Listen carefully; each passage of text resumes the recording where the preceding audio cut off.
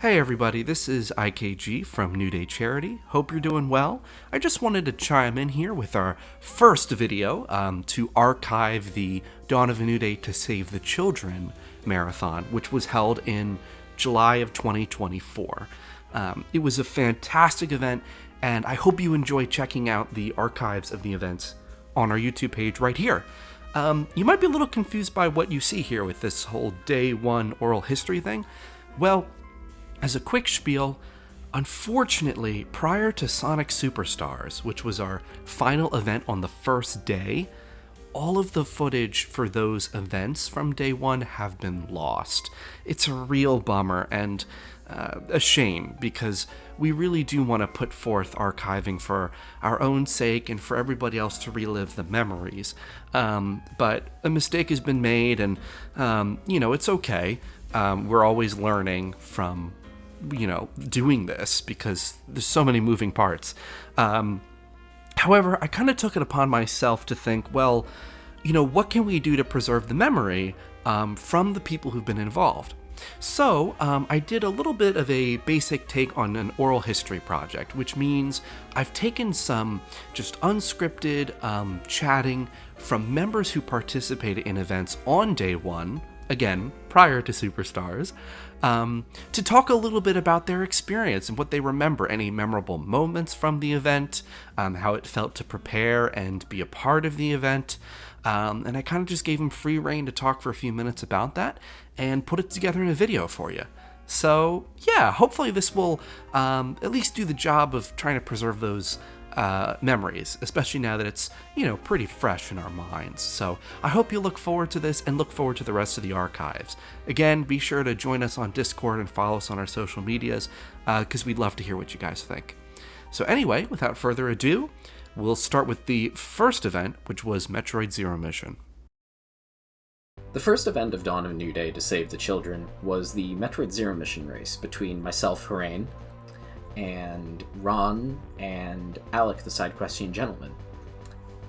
I had a particularly rough start with it, actually, where I was trying to skip the long beam, and as a part of that, I had a particularly rough time with the hives early on in Brinstar. I believe I even died against them and lost about 5 minutes of time right at the start of the run.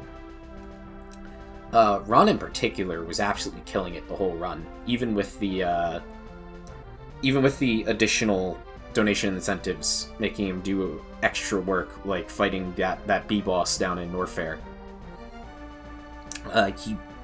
Which he didn't even practice for. He absolutely shredded it.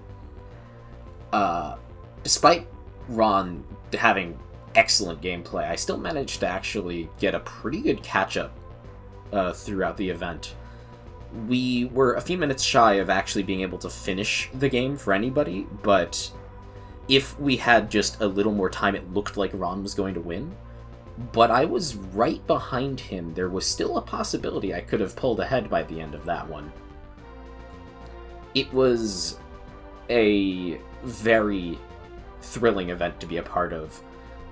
Something else I remember about it is I particularly wanted to get a Super Nintendo controller to use for the event beforehand, but due to a shipping delay, it wasn't able to be there in time. But partway through the event, I got a package slid into my room, and the controller had arrived when I had already started the game, so just a little bit too late to actually use it. I instead was actually using a Nintendo 64 controller, which was incredibly comfortable for playing Zero Mission, so I don't really have any complaints or regrets there. All in all, it was a very fun event, and I'm very happy to have participated in it. The Zero Mission race was an event I really looked forward to this year. In fact, it was the one event this year that I probably practiced the most out of all of them. For context, me and Horayn have wanted to do a Zero Mission race for the longest time, several years even. So I'm actually really happy to see that we managed to make it happen now. I really liked a lot of the chaos that ensued from a lot of our donation goals we got. My favorite one of which was the super missile band that I got during the Mother Brain fight. That is a very challenging fight, especially without super missiles, but I was really proud of myself for making that one work, even though I did end up using one super missile by accident. But yeah, no, I had a lot of fun with this event, and I'm really happy it turned out the way it did, even if I couldn't finish it. But oh well, that was the fun of it, the sort of unpredictability of the whole thing. Hello everyone, Alec the Sidequestian Gentleman here, and I'm just recounting my thoughts from day 1 of Dawn of a New Day 3 to Save the Children. As I was one of the players, we began with Metroid Zero Mission, a race between me and Ron and Horayn. And as expected, those guys were like way ahead of me, but I gave it my all. Playing the entire game with a joystick because I injured my thumb, so it surprisingly wasn't as bad as I was expecting it to be, just like playing it with a joystick instead of a D-pad like I usually do, but other than some wall jumps, I pretty much got it down with just a joystick. Although, just getting to Mother Brain, not even fighting her, but rather just getting to Torian, is just like, that's where I left off, because I was really hoping to cram some last-minute sessions before that day, but you know, you injured my thumb, you can't really do what you want when you're injured, so yeah, but it was a fun way to start the day.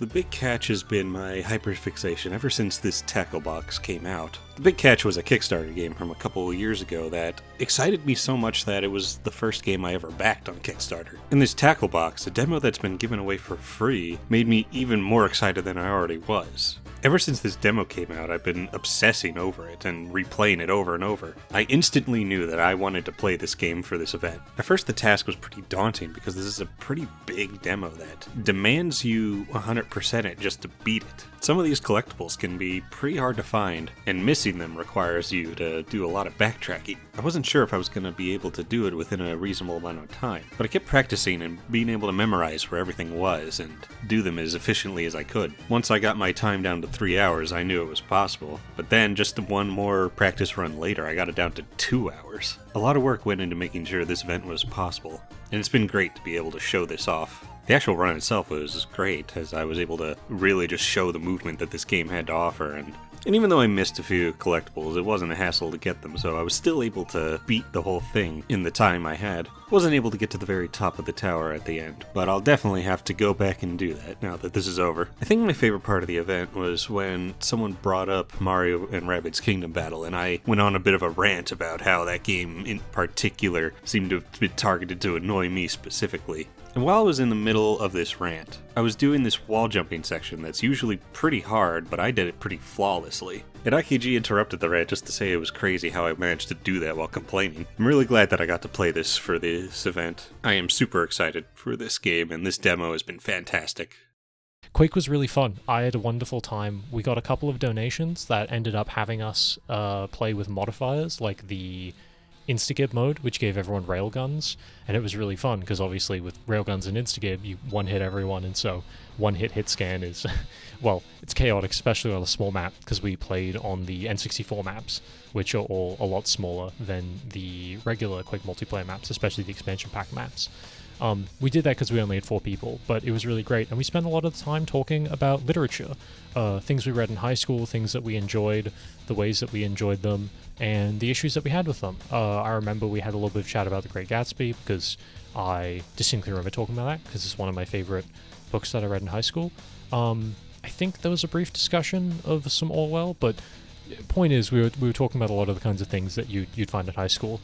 I had a really great time. I think the energy was great.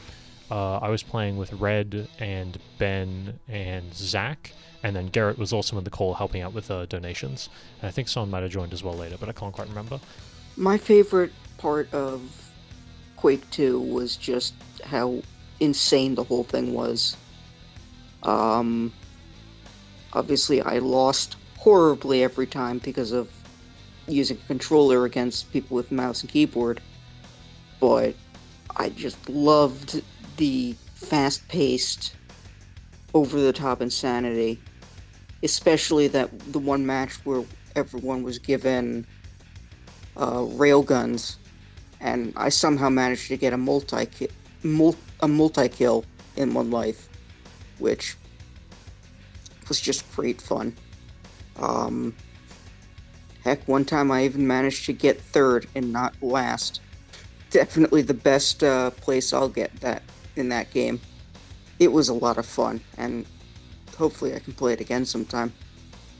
Quake 2 is a pretty fun but simple event, so there's not a whole lot to talk about. I don't have much experience with Quake 2, so this event and the preparations for it were the first time that I've actually played the multiplayer of it. It was good, simple fun, and the event itself was hilarious. It was really funny how our commentary could shift from reacting to being blown up or killed by someone else, to talking about literature, I think. I don't even remember what the subject was or when it started, but Friday and some of the others started talking about something else while we were just all blowing each other up. The railgun in particular was such a fun weapon just to be in the pool. Anytime someone had that railgun, they were a menace. As long as someone else didn't have a railgun and delete them instantly. Going from just constantly being killed instantly to getting that weapon and just mowing down everyone, whew, it was a pretty great time. Regarding Quake 2, the biggest thing that I do remember having the most fun with was how chaotic it could be. And I think the Instagib donation, I think it was a donation goal where we met for Instagib. That was probably the most fun because there were so many times where I wouldn't even be spawned for more than a second and I would just die, and everyone had the rail cannon. And also it was pretty fascinating that it just evolved into conversations about, like old American literature and school books like The Great Gatsby while playing Quake is very bizarre, but also quite interesting and kind of hilarious in my opinion. Quake 2 may have been my first event, but it was also probably the one I had the most fun with. So the first event that I participated in was a solo event, and I played Kirby's Dream Land 3 and Kirby's Adventure at the same time using one controller. So that was the whole gimmick, right? And thankfully, Spaze, Tommy, he recovered some of the footage through clips that I'll play after I'm done speaking, but it was quite chaotic. It's something I put a lot of practice into, but all of my practice runs were still very inconsistent. I'd make progress, more in Kirby's Adventure usually than Dreamland 3, because even though those two Kirby games are both, side-scrollers, have a lot of the same rules and objectives, Dreamland 3 is a bigger game. So, I had that challenge too of trying to balance out what I'm focusing on, and it's just hard to play two games with one input device. But I had such a great time. The co-commentary, I really got to hand it to Friday and Red and everybody who was there, because they really did a great job keeping the conversation interesting as I was talking about the process or other things, or just shutting up and focusing. And I think I did pretty well. I didn't get to finish the playthroughs, despite being prepared to do so, but I still did a pretty good job with the time I had. So I'm happy about that performance. There were a couple moments that I also became kind of like a lunatic. I think they described it as I was became like the Joker from Batman. Some people ask me IKG, did you do that on purpose to play into it? And my answer is no, I did not deliberately try to lose my mind in a funny way, but I think just being in that environment with all those people watching and enjoying, I'm sure that had some effect on my reaction. But no, I didn't necessarily plan on it. But regardless, it's really fun, and the whole event forced me to think really hard about the inner workings of both Kirby games. So it's one of my favorite events I've ever been a part of, so it was a privilege to do it.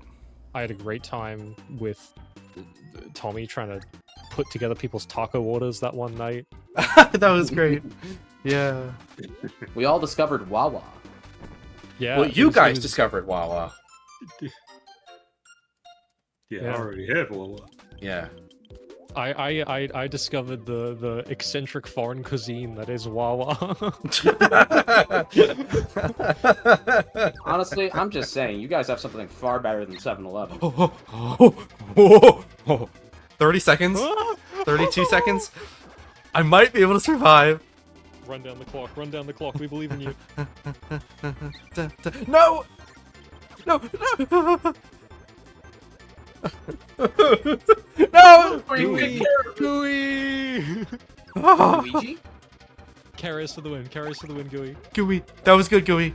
Do it again. I'm letting Gooey fight for me. Gooey. No! Gooey is Kirby's No, he's too strongest stupid. soldier.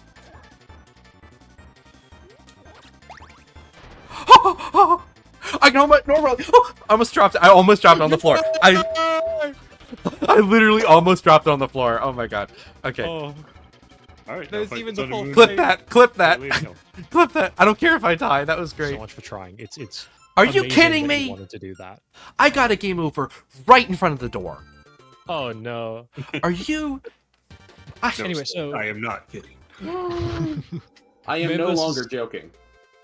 Man versus Machine, the way it works is there's a series of waves. This feels and, like Man versus Machine. Each wave there's special enemies. They loosely correspond to the classes in TF2, but there's some special ones like crit soldiers or uber medics or tanks. And generally, the way you want to set it for MVM is you have 6 people, and you want to have a couple power classes, a couple support classes, and that's He's it. the Joker. It's happened. It's happened. One bad stream! That's all it takes is one bad level. It can happen to anyone.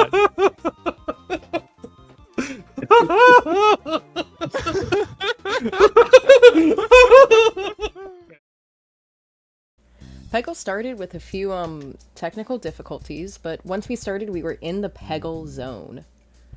It was a competition between myself and Friday, in which we were doing a score attack, which is where we play through the adventure mode, and whomever gets the highest score at the end wins. Throughout playing, we also got the opportunity to choose which characters we were playing with, which allowed for different gameplays, which made it a bit more interesting. I had been winning for most of the game, or like half the game, and then Friday and I got stuck on the same level, except I got stuck longer, so Friday was able to inevitably pull ahead and eventually win. Because in Peggle, the further you get, the more points you get, because if I'm stuck on one level, I can't get as many points. So Friday ended up with more points than I.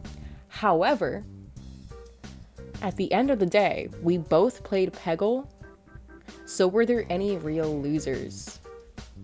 As for the Peggle event, it started out with some minor technical difficulties, but my friend Isaac, who is part of the club scene at my local university, I communicated with, and he posted the link around the time we went live with the Peggle segment to some servers that we have for those university clubs, and he ended up coming in and donating $150, which is really lovely of him. There's a whole segment on the stream that's gone now that I spent just talking about how amazing of a person he is in terms of his support of the event, in terms of the fact that he was willing to come in and donate money as well as spend his time to just make sure the word got out. He's been supportive last year, he was supportive through this year, he was proactively talking with me about it, and it was very fun. Ali and I just kind of had a good time. We were playing Peggle. Peggle is a wonderful game. It's probably one of the most exciting games for no reason, partially because of the hype that's been built up around it as Peggle, and partially because of the fact that it just has extremely good design in terms of the audio and visual presentation. And it was a really good time. We ended up not finishing everything we wanted to, and so we basically just ended up playing Peggle as quickly as we could. Ali and I were neck and neck for a bit, and then she pulled ahead when I got stuck on the level, and then she got stuck on the level, so I pulled way ahead, and so the scores kind of yo-yoed around. Ideally, we would have been able to finish the entire game, but just due to technical issues and the time slot we were in, we didn't manage to play that much. But I had a really wonderful time with it. I think it was a really good event in terms of the way they're presented, and I'm very sad that it's gone because I would have really loved to go back and watch it. Little Kitty Big City is an adorable game about a cat falling from their apartment windowsill and having to climb back up. However, it's mostly about all of the characters you help along the way. I did not end up completing the game on stream. However, we did reach a donation incentive where I had to help 4 ducklings reunite with their parent. And it was super adorable, and I was so happy to share that moment on stream with everyone. Additionally, one of my favorite parts about that event was how the community in chat all kind of banded together around this shared interest in this game. And I saw people asking about whether or not I enjoyed the game, if I would recommend the game.